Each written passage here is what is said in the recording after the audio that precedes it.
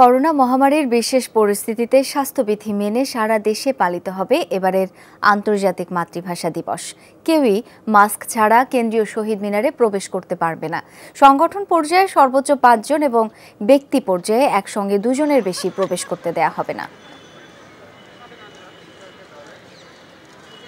শুক্রবার বিকেলে শহীদ মিনার পরিদর্শন শেষে ঢাকা বিশ্ববিদ্যালয়ের উপাচার্য অধ্যাপক আখতারুজ্জামান এই তথ্য জানান। তিনি আরও বলেন, শহীদ দিবস উপলক্ষে শহীদ মিনার প্রায় প্রস্তুত।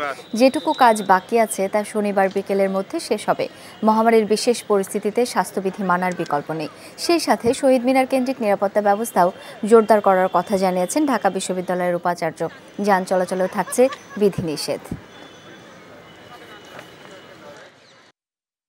স্বাস্থ্যবিধি অনুসরণ করাটি সেটি মূলত কোভিড-19 প্যান্ডেমিক উদ্ভূত পরিস্থিতিতে সবচেয়ে জরুরি কাজ। তো সেটি হলো পরিবর্তনের বিষয়। আর অন্য পরিবর্তনটি হলো এক জায়গায় অনেক মানুষ একত্রে আমরা জটলা না বাঁধি, আমরা যেন শারীরিক দূরত্ব বজায় রাখি, তাহলেই কিন্তু স্বাস্থ্যবিধি অনুসরণ করা হবে।